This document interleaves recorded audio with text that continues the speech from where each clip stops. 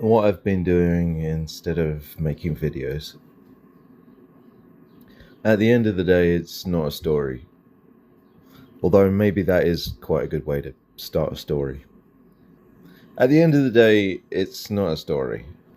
Put almost any ordinary human activity under enough scrutiny and it starts to look completely insane.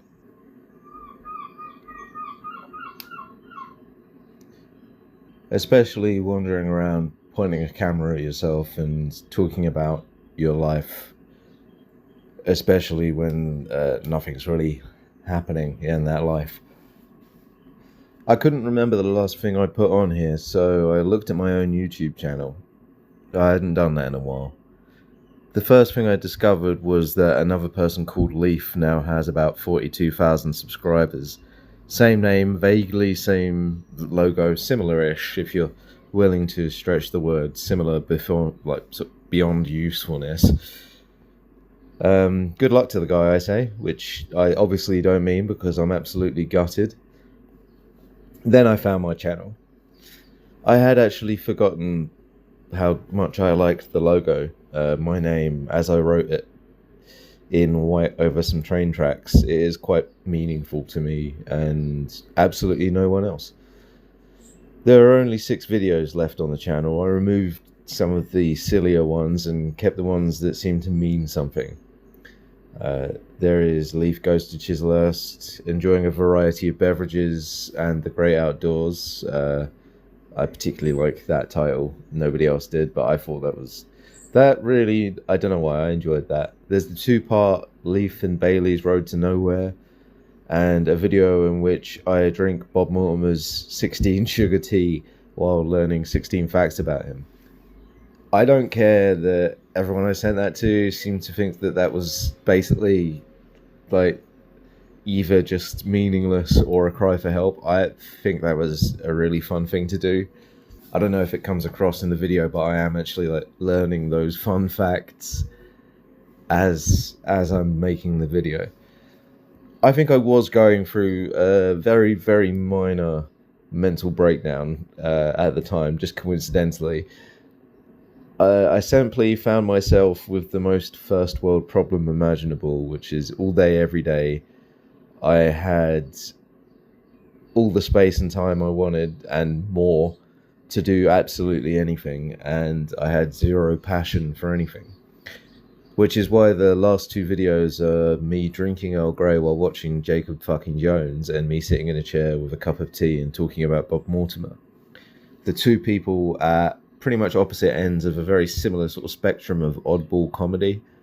Very bad examples of how to live a conventionally healthy life, but as far as their public personas go, clearly not out to harm anybody. Looking back, those 6 videos preserve that period surprisingly well. I was sort of between worlds and I kept finding myself with cancelled plans. I was preparing to move across the country. I had time but no durable object for my attention. So I made videos about tea and people I found funny and days that might otherwise have disappeared. And I enjoyed making them. Trying to drink tea on camera every day was probably a bad idea.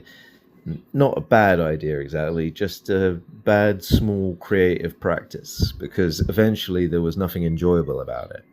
It became almost an obligation in that way that, YouTubers talk about their channel getting big and it starts to be less fun because it becomes a job. Imagine that, but with no following.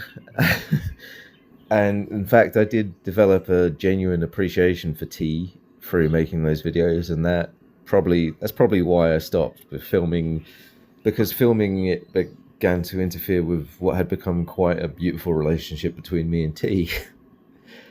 That relationship has since been pushed slightly aside by coffee, but it survives. The larger thing I discovered was that I like doing things in the moment and talking about them afterwards. I do not particularly like filming myself having the experience. Towards the end of 2025, I considered starting a cooking channel.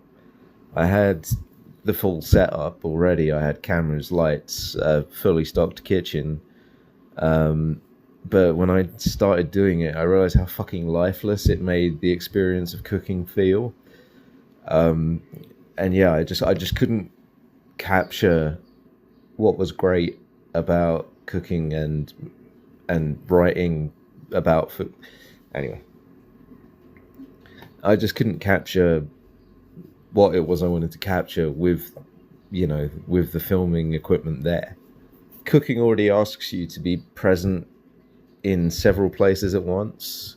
You're watching heat and texture and timing and smelling and tasting and adjusting, and you're trying to keep hold of the original idea while the ingredients sort of argue with it.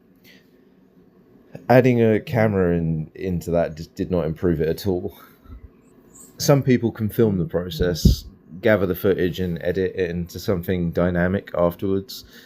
And well done to them. For me, filming myself cooking kind of interrupted the experience instead of adding to it. So that didn't happen. There is almost always a story behind a meal: provenance, history, appetite, memory, the whole scene around the food. But trying to capture all of that while also cooking the thing is another matter. I would rather cook it in the moment and talk about it afterwards, which is probably one reason food writing works. I think the reason it's one area in which writing doesn't seem to be dying down. I don't know how true that is, but I think there is something about writing that really captures the experience of eating in restaurants and cooking more than other mediums can. A writer gets to have the experience first, then they can pull it apart afterwards and find the sentence hiding inside it and decide what the meal was actually about. The absence of footage is not always a failure to document something. Sometimes it's what allows the experience to actually happen, I guess. And that is roughly where I've been for the past 7 months. At the beginning of 2026, I had a slight change of lifestyle. Nothing major, I just stopped drinking. A lot of people think that is kind of a major thing, and I suppose it was a big deal for about 2 weeks. It was the only thing I had to think about right up until something else became even more all encompassing and pushed it out of center of the picture. Early in the year, I had to go to hospital, and on the second day of being there, a friend brought me Memories with Food at Gypsy House, which is the cookbook that Felicity and Roald Dahl made shortly before he died. I found it like really captivating. There was something in it I had never quite recognized in another medium, a sort of short form autobiographical writing with food running through the center, which is not a unique thing. I mean, that's what a lot of cookbooks are, but it's the first time it had really been interesting to me. Food is a really useful center because no matter who you are, it is already somewhere near the center of your life. You can begin with a meal, wander into memory, family, death, childhood, class, travel, and still have a fairly straight route back to the food. I read that book in hospital, like front to back, and I got out soon afterwards, and I never really stopped reading cookbooks. I now have a room full of cookbooks. I have become one of those people. Within a couple of weeks, I had decided to write one of my own. That rapidly became the only thing I had to say to anybody. In a way, the cookbook saved me from becoming the sort of person who stops drinking and then spends 6 months telling everyone how extraordinary it is. Before I had the chance to become unbearable about sobriety, I became unbearable about cookbooks instead. I went pedal to the metal on it for about 6 months. I tested recipes, rewrote them, dismantled them, kept on just piling on recipes, bought more cookbooks, read about food, wrote about food, and talked about food constantly until I had to admit that focusing solely on one project was probably not particularly good for me. Even when the project is, objectively good for you, it's never good to only have one thing that you're focusing on in life. So, in recent history, I've been sort of finding little side projects, nothing too distracting, but things that I can enjoy doing and then just put back down without it becoming my whole life. These have ranged from blogs about other cookbooks to zines made out of entirely recycled cookbooks. So I haven't really veered too far from the idea of cookbooks. I just, yeah. Anyway, something about it not being made for the internet is good. I like that. That's definitely helped. There is no immediate feedback, no little drip of engagement, no way to release like 10% of what you've got planned and spend the following week thinking about whether anybody liked it or not. I am about 70% of the way through the book, I'd say. Had it been a series of videos, I no doubt would have like given up on it due to lack of interest from the public by now. I would have released it in fragments as you do, and the response would have been whatever it was, and it wouldn't have been good enough. A month or two ago, somebody actually left a comment on one of my videos on here. That was kind of amusing to me. It was like nice. It was